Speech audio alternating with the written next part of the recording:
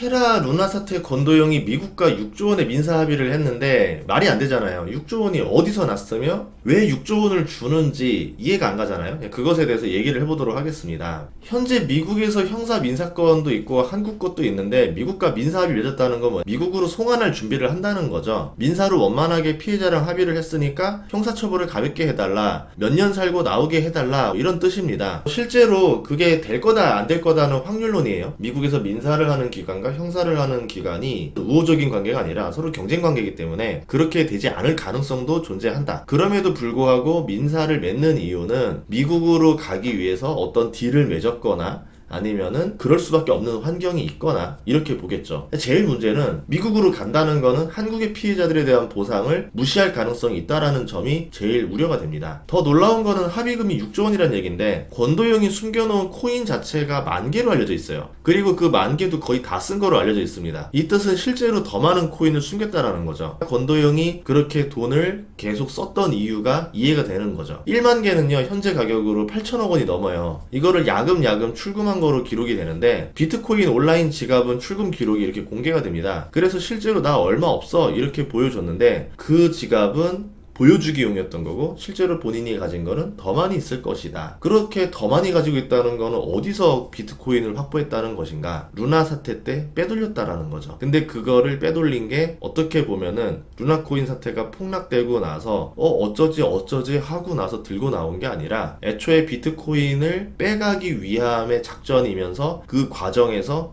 루나 테라가 폭락한 게 아닌가, 이렇게도 추측해 볼 수가 있습니다. 그래서 미국에서도 권도영의 자작극이라는 증거를 찾은 거고 비트코인을 숨겨둔 것도 대략 파악을 한 거고 권도영은 포기를 하고 민사합의를 통해서 자작극으로 버린 코인을 반납하고 형사처벌을 감면받는 시도를 할 가능성이 있는 게 아니냐, 이제 그런 이유 때문에 이번에 민사합의를 한 게 아니냐. 그러면 이 루나 테라 사태는 굉장히 악질인 거죠. 권도영이 테라 루나 폭락 때 자신의 가격 방어를 위해서 보유했던 이제 코인 80,000개를 모두 소진했다, 이렇게 말을 했었어요. 그래서 나는 돈이 없고 떳떳하다, 이렇게 발언을 했는데 이후에 도주를 한 거거든요. 만약에 자작극이라면 80,000개를 이미 안전한 곳에 빼돌려 놓은 거고 그러고서는 이제 D-Day를 잡은 거죠. 그런 다음에 비트코인은 가격 방어에 쓴 게 아니라 실제로는 안전한데 다 있는 상태. 저는 그렇게 생각을 하고 있거든요. 그리고 그 코인을 가지고 민사합의를 하려는 거다, 이렇게 생각하고 있습니다. 실제로 수상했던 것들이 몇 개 있었는데 몬테네그로에서 두바이로 가려다 잡혔단 말이에요. 두바이로 가는 이유가 사업을 하기 위해서인데 돈도 없는 양반이 무슨 두바이에서 사업을 하겠어요. 실제로는 돈이 넉넉하니까 두바이 가서 무언가를 하려고 했던 거고, 그리고 그때 두바이로 가기 위해서 몬테네그로에서 준비했던 그 비행기가 전세기였단 말이죠. 돈이 없는 사람한테 그 전세기를 대줄 사람은 없다라는 거죠. 그 사람도 그 전세기 대주고 나서 굉장히 지금 곤경에 처한 상황인데 그럴 정도라는 거는 권도영이 가진 돈이 상당히 많을 것이다 라고 추정해 볼 수가 있습니다. 야금야금 출금했던 그 10,000개를 넘어서 80,000개가 있었기 때문에 그런 대접을 받았던 게 아닌가. 만약에 한국으로 송환됐다라면 이 80,000개를 온전히 보존했겠죠. 그리고 몇 년 살다 나와서 자신의 사업에 썼을 건데 한국으로 갈 수 없는 상황은 대체 무엇인가. 그 정도의 코인이 있으면 몬테네그로를 구워 삶아서라도 본인이 한국으로 가는 게 무리가 없을 거고, 한국에 간다 하더라도 우리나라 법상 그렇게 강하게 처벌을 할 수가 없을 거고, 욕은 먹겠지만 몇 년 살다 나와서 바로 해외로 나가서 그냥 해외에서 살면 되는데 왜 그거를 못하는 걸까? 아마도 뭔가 다른 이유가 있지 않을까? 미국으로 가야 되는 이유가 있는 게 아닌가, 이렇게 좀 생각이 됩니다.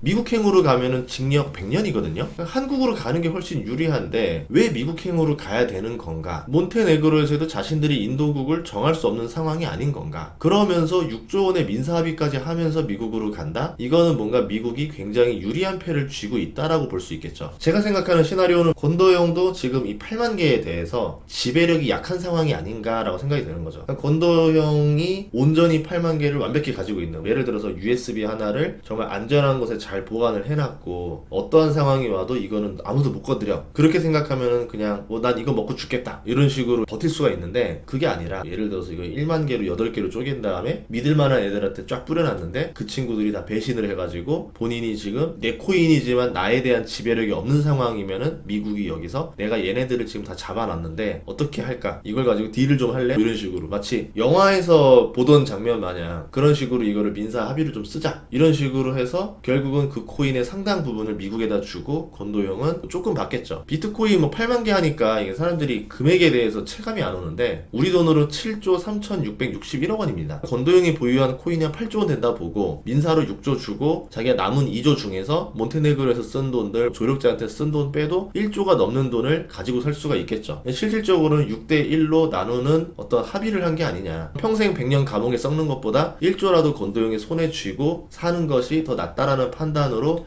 합의를 한 게 아닌가, 이런 생각도 들었습니다. 저번 주에 몬테네그로 법무장관이 건도형 인도국은 내가 유일하게 결정할 수 있는 사람이다 라고 말을 했는데, 그때는 되게 정의로운 사람의 멘트다 라고 생각할 수 있었겠지만, 실제로는 그냥 내 목 좀 더 달라, 내가 한국으로도 결정할 수 있는 사람이고 미국으로도 결정할 수 있는 사람인데 나한테 뭐 주는 몫이 너무 적은 거 아니야? 이런 불만처럼 들리기 시작하는 거죠. 비트코인 8만 개가 얼마나 큰 거냐면요, 비트코인 총 개수가 2100만 개예요. 그 중에서 8만 개입니다. 그러면 대략 4% 정도 되는 양이 미국으로 들어간다 보면 되는 거죠. 피해자들한테 보상을 해준다 하더라도 이걸 현금으로 주지 코인으로 보상해주진 않을 거잖아요. 청산 절차에 따라서 다른 비용들을 제하고 남은 것에 대해서 미국 피해자들한테 줄 건데, 피해자들이 온전히 돌려받을 목도 적습니다. 그리고 이 코인을 이렇게 생각할 수도 있어요. 이게 만약에 시장에 매물로 나오면은 시세에 엄청난 영향을 주겠죠. 비트코인 총 보유량의 4%가 매도로 쏟아진다?